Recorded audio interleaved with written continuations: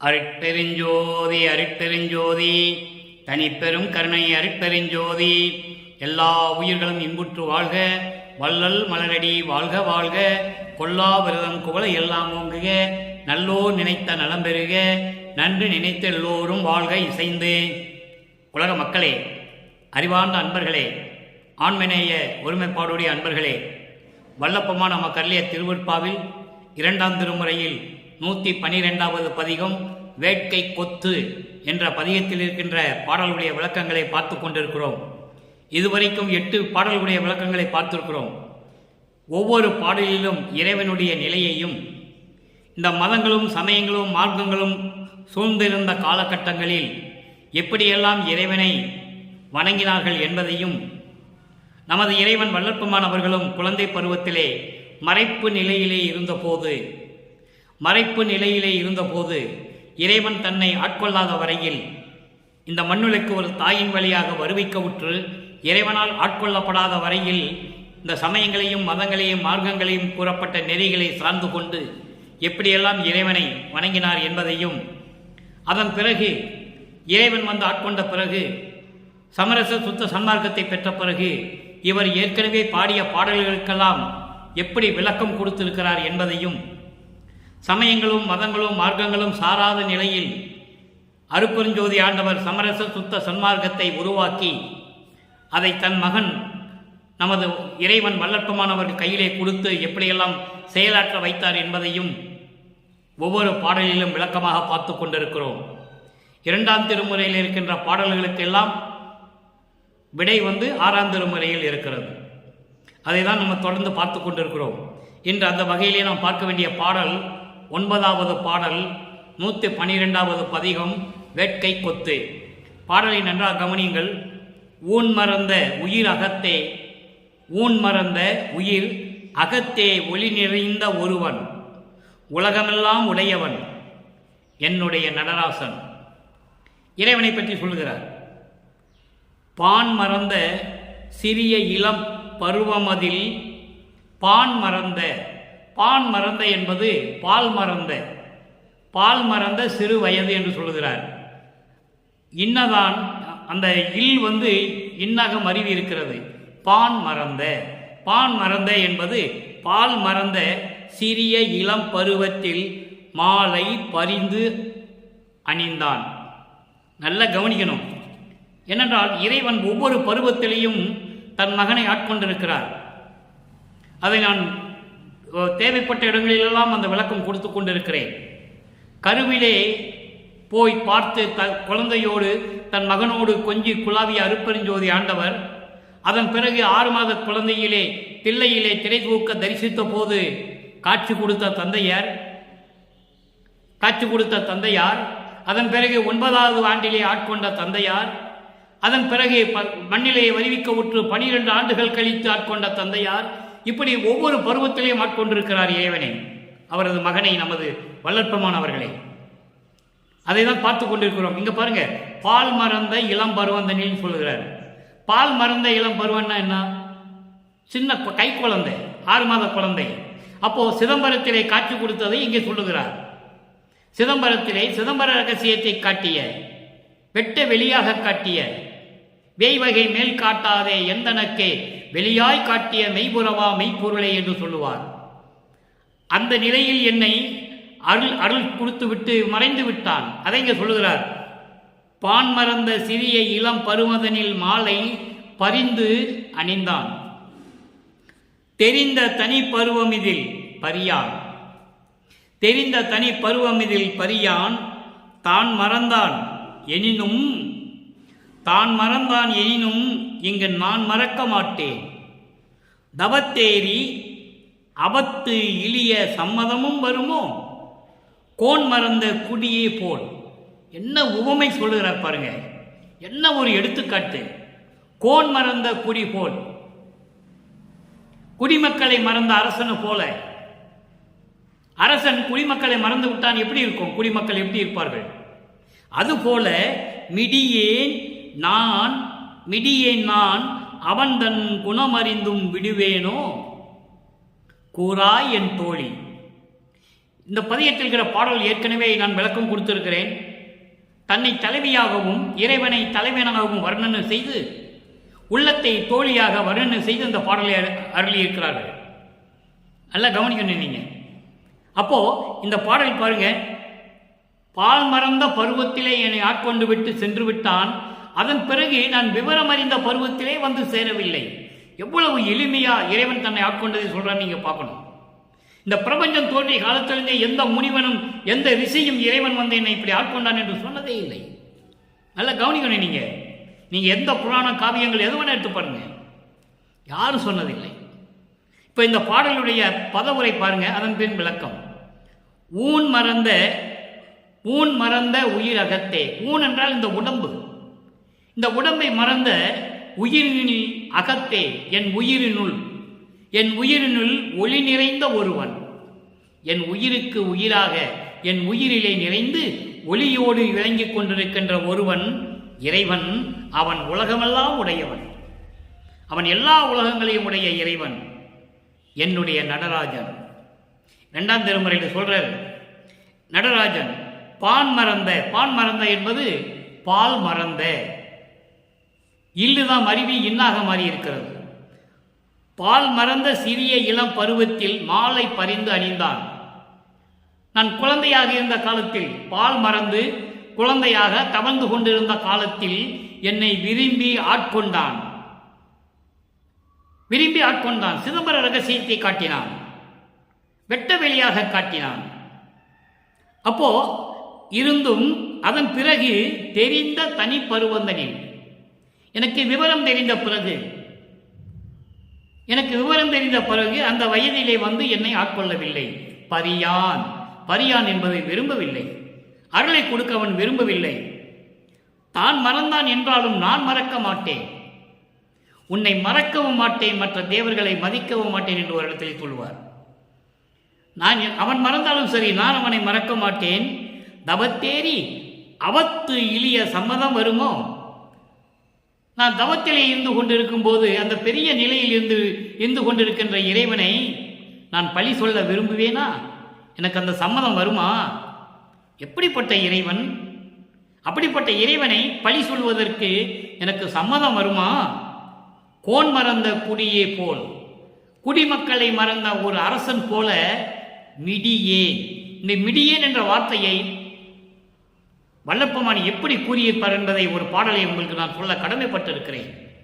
இந்த மிடியன் என்பது ஏழை மகன், உன்னாலே வருவிக்க உற்று இந்த மண்ணுலகிலே துன்பப்பட்டு கொண்டிருக்கின்ற மகன் என்று சொல்லுகிறார். அதான் மிடியன் என்று சொல்லுகிறார். மிடியன் நான், அவன் தன் குணம் அறிந்தும் அவனை விடுவேனா? கூறாய் என் தோழி என்று சொல்லுகிறார். இப்ப இந்த பாடலுடைய விளக்கம் பாருங்க, கோர்வையாக சொல்லுகிறேன். அதாவது இந்த உடம்பை மறந்த உயிர் இருக்கே, இந்த என் உயிரினில் கலந்த ஒளி நிறைந்த ஒருவன், அந்த இறைவன் உலகமெல்லாம் உடைய இறைவன். அவன் யார் என்றால் என்னுடைய நடராசன். இளம் பருவத்தில், நான் குழந்தையாக இருந்த பருவத்தில், பால் மறந்து குழந்தையாக இருந்த பருவத்தில் விரும்பி அருளை கொடுத்தான், என்னை ஆட்கொண்டான். அதன் பிறகு வரவே இல்லை. விவரம் தெரிந்த பருவத்தில் அவன் என்னை விரும்பி வந்து ஆட்கொள்ளவில்லை, அவன் மறந்தாலும் இப்பொழுது நான் அவனை மறக்க மாட்டேன். தவத்தின் மேல் இருந்து கொண்டிருக்கின்ற நிலையில் இருக்கும் போது அவன் மீது பழி சொல்ல எனக்கு சம்மதம் வருமோ? எப்படி இருந்தாலும் சரி, என்னை மறந்தாலும் சரி, எனக்கு வந்து அருளை கொடுக்கப்பட்டாலும் சரி, உயர்ந்த நிலையில் இருந்து கொண்டிருக்கும் பொழுது நான் அவன் மீது பழி சொல்ல எனக்கு சம்மதம் வருமோ? குடிமக்களை மறந்த அரசன் போல இந்த ஏழை மகன் நான் தவித்துக் கொண்டிருக்கிறேன். கோன் மறந்த குடி போல என்று சொல்லுகிறார். கோன் மறந்த குடியே போல் மிடியனேன் நான், அவன் தன் குணமறிந்தும் விடுவேனோ? நான் அவன் குணம் அறிந்து நான் அவனை விடுவேனா? கூறாய் என் தோழி, நீ சொல்லுவாயாக என் தோழி என்று சொல்லி இந்த பாடலை நமக்கு அருளியிருக்கிறார்கள். இந்த பாடலில் கூறப்பட்ட மிடியன் என்ற ஒரு வார்த்தை வருகிறது பாருங்க. அந்த மிடியன் என்ற வார்த்தையை 2ஆம் திருமுறையிலே 19வது பதிகம் 19வது பதிகம் அருள் விடை வேட்கை நல்லா கவனிக்க பாருங்க. இங்கே வேட்கை கொத்துல மிடியன் என்ற வார்த்தையை சொல்லுகிறார். நான் ஏழை மகன் என்று சொல்லுகிறார். இதே இந்த வேட்கை அருள், அதாவது 19வது பதிகம் 2ஆம் திருமுறை அருள் விடை வேட்கை. வேட்கை என்பது ஏற்கனவே உங்களுக்கு சொல்லியிருக்கிறேன், ஒரு ஏக்கம், ஒரு தவிப்பு. அருள் வேட்கை வாங்குவதற்கு, இறைவனிடமிருந்து எல்லா அருளையும் வாங்குவதற்கான ஒரு தவிப்பு, ஒரு ஏக்கம், அது முழுவதுமாக வாங்குவதற்கு. அதனால்தான் வேட்கை கொத்து என்ற பாடலை நாம் பார்த்து கொண்டிருக்கிறோம். அதே 2ஆம் திருமுறையிலே 19வது பதிகத்திலே அருள் விடை வேட்கை என்ற பதிகத்திலே, அங்கேயும் 9வது பாடலிலே இந்த மிடியன் என்ற வார்த்தை வரும் பாருங்கள். அற்புதமாக இருக்கும். எவ்வளவு இறைவன் எப்படியெல்லாம் சொல்லிக்கார். அங்கேயும் 9வது பாடல் தான். வேட்கை கொத்திலே 9வது பாடலிலே மிடியன் என்று சொன்ன வார்த்தை 2ஆம் திருமுறையிலே 19வது பதிகத்திலே அருள் விடை வேட்கை என்ற பதிகத்திலே 9வது பாடலிலே சொல்லுவார் பாருங்க.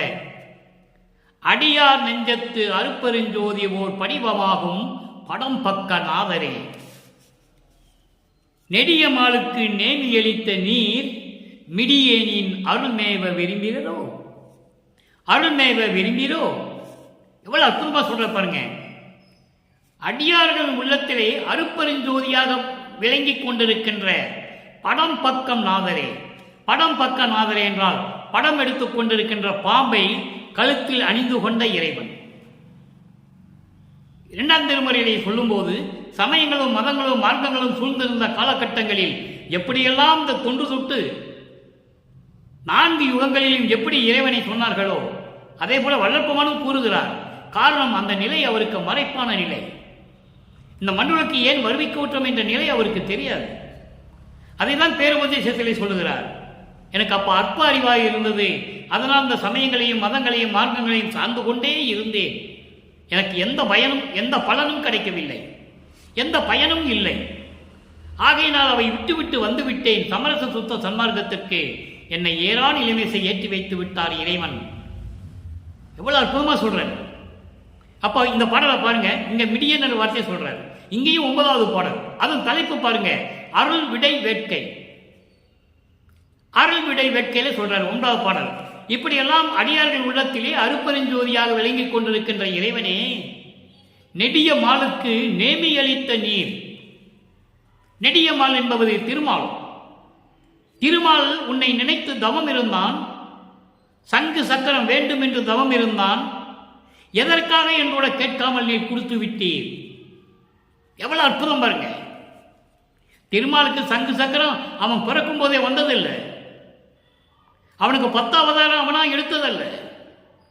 அருப்பெருஞ்சோதி கொடுக்கிறார். திருவருட்பாவில் கண்ட பிரபஞ்சத்தின் உண்மை அகவலிலே வருகிறது, திருவடி புகழ்ச்சியிலே வருகிறது. 1ஆம் திருமுறையிலே இங்கேயும் சொல்லுகிறார். 2ஆம் திருமுறையிலே 19வது பதிகம் அருள் விடை வேட்கையிலே 9வது பாடலிலே சொல்லுகிறார். திருமாலுக்கு நெடியமாலுக்கு நேமி அளித்த நீர் மிடியேனின் அருள்மேவ விரும்பினோ. உன்னால் வருவழைக்கப்பட்ட நான், உன்னால் வருவிக்கூற்றவன் நான். உன்னை நம்பி இந்த மண்ணுலகத்திற்கு வந்து நான் இந்த ஏழை மகன் எப்படியெல்லாம் கஷ்டப்படுகிறேன், துன்பப்படுகிறேன். எனக்கு அருள கொடுக்க நீ விரும்பவில்லை. வழியே சென்று அவன் தவம் இருந்தான் என்பதற்காக திருமாலுக்கு சங்கு சக்கரத்தை கொடுத்தாயே. எவ்வளவு அற்புதமா சொல்ற பாருங்க.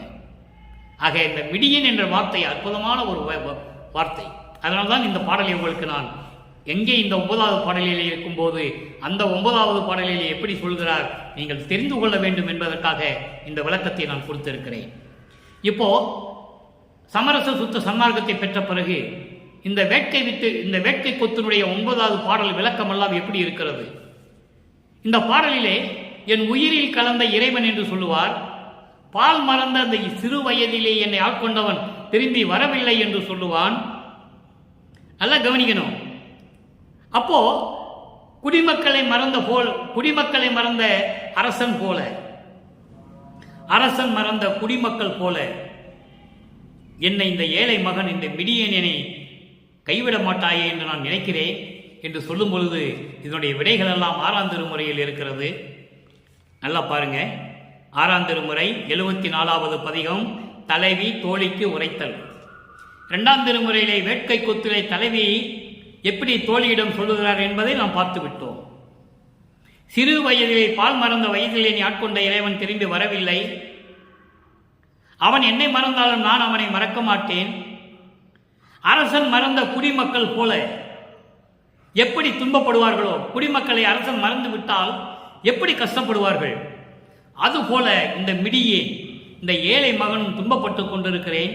இருந்தாலும் அவன் குணம் எனக்கு தெரியும், அவனை நான் விடமாட்டேன் என்று தலைவி பாங்கியிடம் 2ஆம் திருமுறையிலே சொல்லுவாள். இப்ப 6ஆம் திருமுறையிலே அதே தலைவி தோழியிடம் சொல்லுகிறாள். அல்ல கவனிங்க.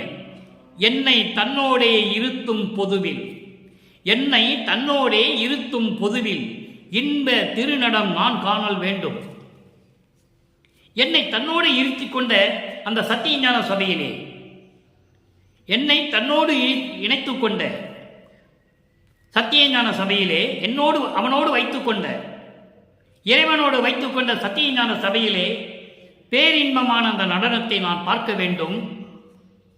என்னை விட்டு நின்னை விட்டு என்னோடு நிலைப்பாயோ தோழி, உன்னுடைய நினைவு இல்லாமல், அதாவது உன்னுடைய விருப்பப்படி நடக்காமல் என்னுடைய விருப்பப்படி நடந்து கொண்டு நீ இருப்பாயா தோழி? மனதை சொல்லுகிறார். காரணம், மனம் என்பது ஒரு குரங்கு. குரங்கு போல தாவி தாவி சென்று கொண்டே இருக்கும். மனதை ஒருநிலைப்படுத்த வேண்டும் என்பதை இங்கே வலியுறுத்துகிறார். நின்னை விட்டு என்னோடு நிலைப்பாயோ தோழி, அப்படி இருக்காமல் நிலையாமல் என்னையும் அழைப்பாயோ தோழி. அழைப்பாயோ தோழி என்பது என்னை அலைய விடுவாயா, என்னை அலைய செய்து விடுவாயா, மனம் கலங்க செய்து விடுவாயா என்று சொல்லி உள்ளத்திடம் தோழிக்கு சொல்வது போல இந்த உலக மக்களுக்கு வல்லப்பமான் அறிவுறுத்தி இருக்கிறார்கள். ஆக இங்கே சத்தியஞான சபையில் இருக்கின்ற இறைவனுடைய நடனத்தை நான் காண வேண்டும். உள்ளமே என் தோழியை நீ என்னோடு இருக்க வேண்டும்.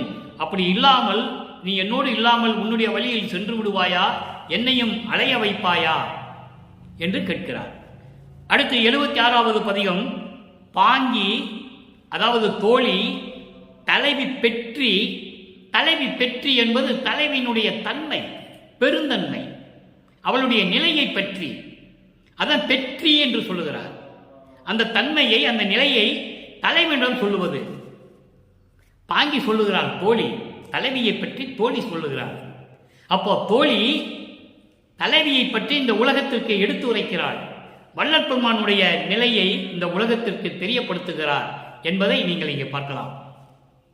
என் உயிரில் கலந்து கொண்டார். நல்ல கவனிக்கணும். வேட்கை கொத்துலை எப்படி அந்த முதல் வரியில வருது. உயிரகத்தே ஒளி நிறைந்த ஒருவன். இங்கேயும் விளக்கம் தருகிறார். என் உயிரில் கலந்து கொண்டார். முடிவான முடிவு. என் உயிரில் கலந்து கொண்டார். வரில் இஃது அவர்தம் இருக்க இடம் புனைக என்கின்றாள். தோழி இறைவனிடம் சொல்லுகிறாள். தலைவியினுடைய தன்மையை பற்றி தலைவனிடம் சொல்லுகிறாள். என் உயிரில் கலந்து கொண்டார். அவர் இப்போது வருகின்ற நேரம் வந்து விட்டது. அவர் வருவார் என்றால், வரும்போது அவர் இருக்க இடத்தை புனைக. புனைக என்றால் அலங்கரித்து வைத்துக் கொள்வாயாக. எவ்வளவு அற்புதம் பாருங்க. என் உயிரில் கலந்தார். வரில் இஃது அவர்தாம் இருக்க இடம் புனைக. அவர் வரும்போது அவர் இருப்பதற்கான இடத்தை அலங்கரித்து அழகாக வைத்துக் கொள்ளுவாயாக என்கின்றால், இச்சை மயமாகி உன் மீது உன் மீது பேராசை கொண்டு, உன் மீது ஆசை கொண்டு, உன் மீது காதல் கொண்டு, எப்படி வேணாலும் சொல்லலாம். அதான் இச்சை மயமாகி என்று சொல்லுகிறார். இச்சை மயமாகி தன் உயிர்தான் உடல் மறந்தால், தன் உயிரை மறந்தால், உடலை மறந்தால், இருந்து அறியால், ஒரு இடத்துல இருக்க மாட்டேன்றார். இவ்வளவு அற்புதமா சொல்றார் பாருங்க. அப்போ தலைவியினுடைய நிலையை தோழி இறைவனிடம் சொல்லுகிறார். தன் உயிரை மறந்தால், தன் உடலை மறந்தால், ஒரு இடத்தில் இருக்க மாட்டேன் சொல்லுகிறாள். ஒரு இடத்தில் இருக்க முடியாது என்கிறாள். படுத்தும் தரித்தறியாள். படுத்தும் தூங்கவும் மாட்டேன்றாள். அடுத்து பாருங்க. எழுந்து எழுந்து தனித்து ஒரு சார் தெரிவாள். படுக்க முடியாது, மனம் இல்லை. எழுந்து அப்படி சுத்தி கொண்டே இருப்பாள், ஒரு இடத்துலையும் இருக்க மாட்டாள். அதான் சொல்றார், இருந்து அறியாள் படுத்தும் தரித்தறியாள் எழுந்து எழுந்து தனித்து ஒரு தெரிவாள். எழுந்தெழுந்து சுத்தி சுத்தி தெரிஞ்சுக்கிட்டு இருக்கா. அன்னம் உண்ண அழைத்தாலும் கேட்பது இல்லா. அப்போ வள்ளற்பெருமானுக்கு பசி இல்லை, உறக்கமில்லை, தூக்கமில்லை. எப்படி சொல்றாரு பாருங்க, நீங்க அதை நல்லா கவனிக்கணும். தோழி சொல்றது பாடலில் உண்டு, விளக்கம் என்ன? அப்போ இறைவன் தன்னோடு கலந்து விட்டார். தனக்கு பசி இல்லை, தூக்கமில்லை, உறக்கமில்லை, தனக்கென்று எந்த இச்சையும் இல்லை, எந்த ஆசையும் இல்லை. இது வள்ளற்பெருமானுடைய நிலை. இப்போ புரியுதா உங்களுக்கு? இதான் நிலை. அப்போ அன்னம் உண்ண அழைத்தாலும் கேட்பது இலால். உலகில் அனங்கனையார் அதிசயிக்கும் குணங்கள் பல பெற்றார். தன்னை தோழியாக தலைவியாக வர்ணனை செய்தால் தோழி சொல்லுகிறாள். தன்னை பெண்ணாக உருவப்படுத்தி சொல்லும் போது பெண்களெல்லாம் அதிசயிக்கும்படி. எந்த பெண்கள்? தேவகுல பெண்கள், விண்ணுலகத்தில் இருக்கின்ற பெண்கள் எல்லாம் அதிசயிக்கப்படி பல நல்ல குணங்களை எல்லாம் பெற்றுக் கொண்டிருக்கிறாள். அதோடு மட்டுமல்ல, மின் இனி வலை விளைவது உண்டே. மின் இவளை, மின்னி வலைன்னு வரும், அதை பிரித்து படிக்கணும். மின் இவளை விளைவது உண்டேல் வாய் மலர வேண்டும். மின்னல் போன்று அழகாக ஒளி விட்டுக் கொண்டிருக்கின்ற இவளை நீங்கள் விரும்பியது உண்மையானால் விளைவது உண்டே. நீங்கள் விரும்பியது உண்மையானால், மின்னல் போன்று ஒளி வீசிக் கொண்டிருக்கின்ற எனது தோழியை, எனது தலைவியை நீங்கள் விரும்பியது உண்மையானால், விரும்புவதும் உண்மையானால், அவள் மீது நீங்கள் ஆசைப்பட்டது உண்மையானால் வாய் மலர்ந்து சொல்ல வேண்டும், வாய் மலர வேண்டும். மெய்ப்பொதுவில் நடம்புரியும் மிகப்பெரிய துறையே. மெய்ப்பொதுவில் என்பது அருள் நிறைந்த சத்திய ஞான சபையிலே அருள் நடனம் புரிந்து கொண்டிருக்கின்ற அருட்பெருஞ்சோதி ஆண்டவரே, அவைதான் மிகப்பெரிய துறையே என்று சொல்கிறார். ஆக வள்ளற்பெருமானுடைய நிலை உங்களுக்கு புரிந்திருக்கும். இறைவனிடம் எப்படியெல்லாம் தோழி தலைவியை பற்றி தோழியிடம் தலைவனிடம் சொல்லுகிறார் என்பதை இப்போ நீங்கள் புரிந்து கொண்டிருப்பீர்கள். அடுத்து பாருங்க, இப்போ எல்லாம் முடிந்து விட்டது. இப்போ தலைவனுடைய செயலை தாய்க்கு உரைத்தல். அங்க என்ன சொல்றாரு பாட்டில்? அதுக்கு விடை சொல்லணும்ல. அங்க என்ன சொல்றாரு? பால் மறந்த பருவத்திலே வந்தேன் ஆட்கொண்டவன் திரும்பி வரவில்லை. அவன் குணம் எனக்கு தெரியும், எப்படி வருவான், நான் வரும்போது அவனை விடமாட்டேன் என்று சொல்லுவார். அதுக்கான விடை இங்கே இருக்கிறது. 77வது பதிகம், தலைவி தலைவன் செயலை தாய்க்கு உரைத்தல். மரப்பு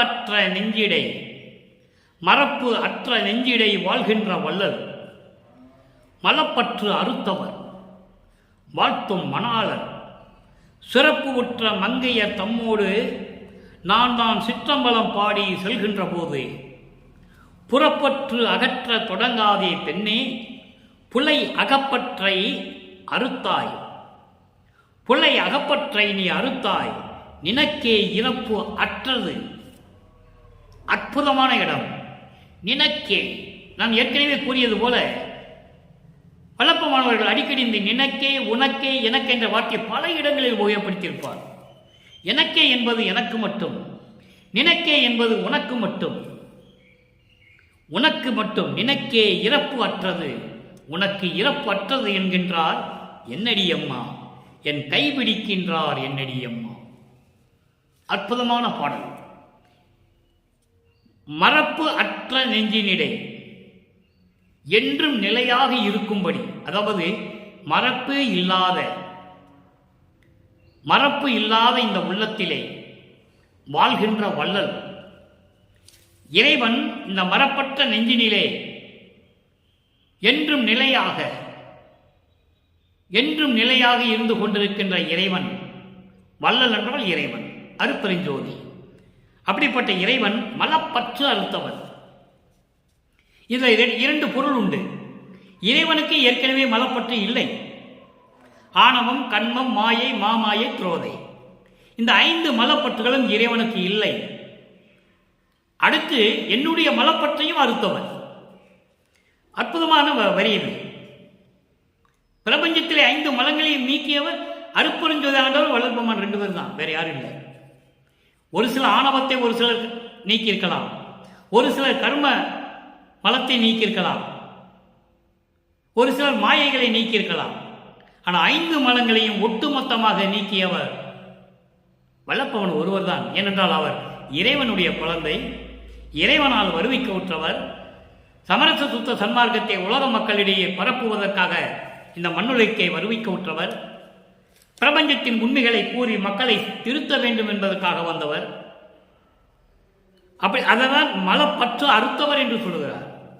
இறைவனுக்கு ஏற்கனவே மலங்கள் இல்லை, பற்றுகளெல்லாம் அறுத்தவர் தான். ஆனால் என்னுடைய மலப்பற்றையும் அறுத்தவர். வாழ்த்தும் மணாளர். மணாளர் என்பது கணவன். என்னோடு நீடூழி வாழ்க என்று வாழ்த்தக்கூடிய என்னுடைய கணவன். ஏனென்றால் தன்னை தலைவியாகவும் இறைவனை தலைவனாகவும் வர்ணனை செய்தால் மணாளர் என்று சொல்லுகிறார். ஆனால் பொருள் இறைவன், அருட்பெருஞ்சோதி ஆண்டவர். சிறப்பு உற்ற மங்கையர் தம்மோடு, சிறப்பு உற்ற மங்கையர் தம்மோடு, சிறப்பான அழகான பெண்களோடு நானும் சேர்ந்து கொண்டு சிற்றம்பலம் பாடி செல்லுகின்ற போது இறைவன் வருகிறார், என் தலைவன் வருகிறார். வந்து என்ன சொல்லுகிறார்? புறப்பற்று அகற்ற தொடங்காதே பெண்ணே. புறப்பற்று அகற்றி என்ன பிரயோஜனம், என்ன பலன்? புறப்பற்றை அகற்ற தொடங்காதே பெண்ணே, அகப்பற்றை முதலில் நீக்குன்னு சொல்றார். என்ன அகப்பற்று? புலை அகப்பற்று. புலை அகப்பற்று என்பது, புலை என்பது இழிவான செயல்கள், இழிவான நிலைகள், தீய எண்ணங்கள், தீய குணங்கள், இவற்றையெல்லாம் நீக்க வேண்டும். அது அகத்தில் நீக்க வேண்டும் என்று சொல்லுகிறார். அதான் சொல்றார், புறப்பற்று அகற்ற தொடங்காதே பெண்ணே. புறப்பற்றை அகற்றி என்ன பிரயோஜனம், என்ன பலன் இல்லை. ஆக புலை அகப்பற்றை அறுத்தாய், நீ எல்லாம் நீக்கிவிட்டாய். எல்லா பற்றுகளையும், புலை அகப்பற்றை எல்லாம் நீ நீக்கிவிட்டாய். நினக்கே இறப்பு அற்றது, உனக்கு இறப்பு இல்லை, நினக்கு இறப்பு இல்லை என்கின்றார் என்னடி அம்மா. உனக்கு மரணமில்லா பெருவாழ்வு என்று சொல்லுகிறார் என்னடி அம்மா. என் கை பிடிக்கின்றார் என்னடி அம்மா. இது பாடலுடைய பொருள். அடுத்து இறுதியாக 101வது பதிகம் உய்வகை கூறல். அதாவது உலக மக்களுக்கு சொல்லுவது. உலக மக்களுக்கு எப்படி சொல்லுகிறார்? சமயங்களும் மதங்களும் மார்க்கங்களெல்லாம் எப்படி இருந்தன? இந்த 4 யுகங்களிலுமே, கிரேத யுகம், திரேத யுகம், துவார யுகம், கலியுகம், இந்த 4 யுகங்களிலுமே சமயங்களை எப்படி சமய தலைவர்கள் படைத்தார்கள்? சமயங்கள் என்பது சைவம், வைஷ்ணவம், கௌபாரம், சௌரம், காணாபத்தியம், சாகதம். நான் ஏற்கனவே பல தடவை விளக்கம் கொடுத்திருக்கிறேன். கௌபாரம் என்பது முருகனை பற்றி பாடுவது, அவன் ஒரு சமயத் தலைவன். காணாபத்தியம் விநாயகனை பற்றி பாடுவது சமயத் தலைவன். சௌரம் சூரியனை பற்றி பாடுவது சமயத் தலைவன். சாகதம் அம்மையை பற்றி பாடுவது சமயத் தலைவி. சைவம் ருத்திரனை பற்றி சொல்லுவது, அவன் ஒரு சமயத் தலைவன். வைஷ்ணவம் திருமாலை பற்றி பாடுவது, அவன் ஒரு சமயத் தலைவன். ஆக இப்படியெல்லாம் சமயத் தலைவர்கள் உருவாக்கிய சமயங்களை எல்லாம் பற்றி கொண்டு, மதங்களை உருவாக்கிய மத தலைவர்களை எல்லாம் பற்றி கொண்டு, புத்தன் முதல் சமணம் முதல், சமண மதத்தை உருவாக்கிய மகாவீரர், புத்தர் போன்ற எல்லாருமே சேர்ந்து மத தலைவர்களும் மார்க்கங்களுடைய தலைவர்களும், தாச மார்க்கம், சத்புத்திர மார்க்கம், சகமார்க்கம், சமய மார்க்கம். தாச மார்க்கம் என்பது திருநாவுக்கரசர் பற்றி கொண்டிருந்தது. சத்புத்திர மார்க்கம் திருஞான சம்பந்தர் பற்றி கொண்டிருந்தது. சகமார்க்கம் சுந்தரன் தழுவிக் கொண்டிருந்தது. சமய மார்க்கம் வாதவூரான் தழுவிக் கொண்டிருந்தது. இவர்கள் மார்க்கங்களுடைய தலைவர்கள். சமயங்களும் மதங்களும் மார்க்கங்களையும் உருவாக்கி இந்த தலைவர்கள் எல்லாம் சேர்ந்து மக்களை எப்படியெல்லாம் வழிபட வைத்தார்கள். தங்கள் தங்கள் கற்பனைக்கு ஏற்றபடி உருவங்களை அமைத்து, அதற்கேற்றபடி ஆலயங்களை அமைத்து, அதற்கேற்றபடி வழிமுறைகளை அமைத்து, வழிபாடுகளையும் அமைத்து மக்களை வழிபட வைத்து விட்டார்கள் என்பதை நமது இறைவன் வல்லற்பமானவர்கள் தெளிவாக கூறியிருக்கிறார்கள். எல்லா வழிபாடுகளிலும் முரண்பாடுகள் உண்டு, வேறுபாடுகள் உண்டு. சொன்னால் எல்லாம் இறைவன் ஒருவனே என்று சொல்லுவார்கள். ஆனால் அப்படி அல்ல. எல்லாவற்றிலும் வேறுபாடுகள், முரண்பாடுகள் உண்டு. சைவ சமயத்திலே கூட ஒவ்வொரு சிவ ஆலயங்களிலும் வழிபாட்டு முறைகள் வேறு வேறாக இருக்கும். ஒவ்வொரு ஆலயத்திற்கும் வேறுபாடு உண்டு. இந்த வேறுபாடுகள் எல்லாம் நீங்க வேண்டும். இந்த முரண்பாடுகள் நீள வேண்டும். மாச்சரியங்கள் அகல வேண்டும். இந்த சூழ்நிலையில்தான் இனிமேல் மக்களுக்கு சமயங்களும் மதங்களும் மார்க்கங்களும் தேவையில்லை என்ற நிலைகள் வரும்போது, இந்த 4 யுகங்கள் முடிந்த பிறகு ஒளியுகத்தை அமைத்து சமரச சுத்த சன்மார்க்க காலத்தை படைத்து சமரச சுத்த சன்மார்க்கத்தை நிறுவி தன் மகனிடம் ஒப்படைப்பதற்காகத்தான் ஒரு மகனை ஒரு தாயின் வழியாக இந்த மண்ணுலக்கே வருவிக்க செய்தார் அருட்பெருஞ்சோதி ஆண்டவர். இதை உலக மக்களுக்கு தெரியப்படுத்துகிறார் வல்லற்பமானவர்கள். நல்லா பார்க்கணும். அதனால்தான் இவ்வளவு முன்னுரை உங்களுக்கு நான் கூறியிருக்கிறேன்.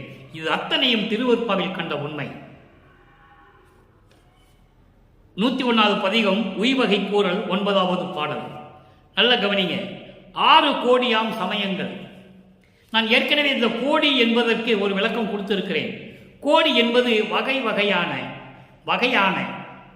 6 கோடி என்பது 6 வகையான சமயங்கள். சைவம், வைஷ்ணவம், கௌபாரம், சௌரம், காணாபத்தியம், சாகதம். இது 6 வகையான சமயங்கள். அதை தான் சொல்லுகிறார் 6 கோடியாம் சமயங்கள். உலகிலே சொல்லுவார்கள், ஏதாவது ஒரு விழா வரும்போதோ இல்லை வீட்டிலே ஏதாவது ஒரு நிகழ்ச்சி நடக்கும் போதோ கோடி துணி எடுக்க வேண்டும், வாருங்கள் போகலாம் என்று சொல்வார்கள். இந்த கோடி துணி என்பது புது துணி மட்டும் அல்ல. பெரியவர்களுக்கு ஏற்றபடி துணி, சிறுவர்களுக்கு ஏற்றபடி துணி, வாலிப வயதில் இருக்கிறவருக்கு ஏற்றபடி, இப்படி வகை வகையான துணிகள் எடுப்பதுதான் கோடி துணி. அதே போன்றுதான் இங்க 6 வகையான சமயங்களை 6 கோடியாம் சமயங்கள் என்று கூறுகிறார்.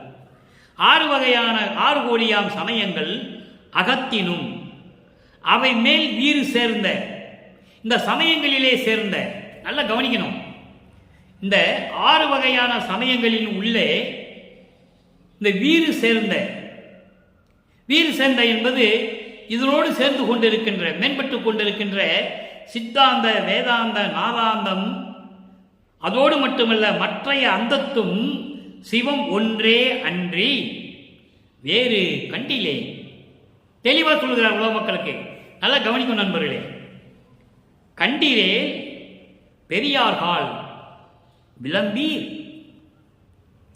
அதாவது இந்த சமயங்கள் 6 வகையான சமயங்களின் உள்ளே இருந்து கொண்டு இந்த சித்தாந்தமும் வேதாந்தமும் நாதாந்தமும், அதோடு மட்டுமல்ல கலாந்தமும் போதாந்தமும் யோகாந்தமும் சேர்ந்து கொண்டு இந்த 6 சமயங்களோட இந்த 6 அந்தங்களும் சேர்ந்து கொண்டு எப்படியெல்லாம் இருந்தன என்பதை வல்லப்பெருமான் தெளிவாக கூறுகிறார். ஆக இந்த சமயங்களும் அந்தங்களும் சேர்ந்து கொண்டு இந்த அதாவது 4 யுகங்களிலும் எப்படியெல்லாம் வீறு போட்டு நடைபெற்றுக் கொண்டிருந்தன. அது வேறு யாரும் அல்ல, அனைத்துக்கும் சிவம் ஒன்றே, அதை தவிர வேறு ஒன்றும் இல்லை. அது இல்லாமல், சிவம் இல்லாமல் எதுவும் நடப்பதில்லை. சிவம் ஒன்றே என்பது அருட்பெருஞ்சோதி ஆண்டவர் ஒருவர் தான் எல்லாவற்றையும் இயக்கியது. 6 சமயங்களும் சரி, அவர்களோடு சேர்ந்து கொண்ட இந்த சமயங்களோடு சேர்ந்து கொண்ட இந்த 6 அந்தங்களும் சரி, எல்லாமே அருட்பெருஞ்சோதி ஆண்டவர் தானே தவிர வேறு எதுவுமே இல்லை. வேறு கண்டிலே நான் பார்த்ததில்லை. கண்டிலே பெரியார்கள் விளம்பி. உலக மக்களே, பெரியார்கள் என்பது உலக மக்கள் இருக்கின்ற பெரியவர்களே, நீங்கள் உங்களுக்கு ஏதாவது தெரிந்திருந்தால் எனக்கு சொல்லுங்கள் என்று சொல்லுகிறார். அப்போ வேறு எதுவுமே இல்லை, எல்லாமே அருட்பெருஞ்சோதி ஆண்டவர் தான். அந்த நிலையை தான் வல்லற்பெருமான் உலக மக்களுக்கு தெரியப்படுத்துகிறார். சமயங்களும் மதங்களும் மார்க்கங்களும் எல்லாம் பொய் என்று சொல்லுகிறார். ஞானசரியிலே கூட வரும், பொறித்த மதம் சமயம் எல்லாம் பொய், பொய்யே. அவற்றில் புகுதாதீர். சிவம் ஒன்றே பொருள் என கண்டறிமின். அருட்பெருஞ்சோதி ஒன்றுதான் கடவுள். பொருள் என்றால் கடவுள். அதைத்தான் இங்கே சொல்லுகிறார். சிவம் ஒன்றே என்று சொல்லுகிறார். அங்கே ஞானசரியும் சொல்லுகிறார். சிவம் ஒன்றே பொருள் என கண்டறிமின். ஆக உலக மக்களே, இன்று நாம் பார்த்த இந்த 9வது பாடலுடைய விளக்கம் இவ்வளவு இருக்கிறது. என்னால் முடிந்தவரை இறைவனுடைய தயவாலையும் கருணையாலையும் விளக்கம் தந்து கொண்டிருக்கிறேன். அப்படிப்பட்ட இறைவனை சமயங்களும் மதங்களும் மார்க்கங்களும் சாராத நிலையில், ஏனென்றால் சமயங்களையும் மதங்களையும் மார்க்கங்களையும் சுத்த சன்மார்க்கத்தின் முக்கிய தடைகள் என்று சொல்லுகிறார். அதில் உள்ள சங்கற்ப விகற்பங்களும் நம்மளை தாக்கக்கூடாது. அந்த வழிபாட்டு முறைகள் எல்லாம் நீக்கி ஒரே வழிபாடு, ஜோதி வழிபாடு, ஒரே இறைவன் அருட்பெருஞ்சோதி என்ற நிலையில் இருந்து கொண்டு கொலையும் புலையும் தவிர்த்து, கொலை என்பது உயிர்களை கொலை செய்வது, உயிர்களை துன்பப்படுத்துவது என்ற நிலைகளிலிருந்து மாற வேண்டும். புலை என்பது மாமிசம் உண்பது. அசைவ உணவுகளை எடுத்துக்கொள்ளக்கூடாது. சைவ உணவுகளை மட்டும் எடுத்துக்கொள்ள வேண்டும். ஒரு உயிரை கொன்று அந்த பிணத்தை நம் உடம்புக்கு உணவாக எடுத்துக்கொள்ளக்கூடாது. அது இறையாண்மைக்கு உகந்ததல்ல, சிவநெறிக்கு உகந்ததல்ல, அருட்பெருஞ்சோதி ஆண்டவருக்கு உகந்ததல்ல, வள்ளற்பமானவர்களுக்கு ஏற்புடையதல்ல. எனவே சைவ நிலையில் இருந்து கொண்டு இறைவனை வணங்கி இறைவனுடைய அருளையும் இறைவன் இருக்கின்ற எல்லா பொருளையும் பெற்றுக்கொண்டு நோயற்ற வாழ்வில் நீங்கள் இந்த மண்ணுலகிலே நீங்களும் மனைவி மக்களோடும் உறவினர்களோடும் வாழ்வாங்கு வாழ வேண்டும் என்று இந்த வள்ளலார் ஊழியன் வாழ்த்தி விடைபெறுகிறேன். மீண்டும் நாளை சந்திப்போம். நன்றி, வணக்கம். அருட்பெருஞ்சோதி அருட்பெருஞ்சோதி, தனிப்பெரும் கருணை அருட்பெருஞ்சோதி.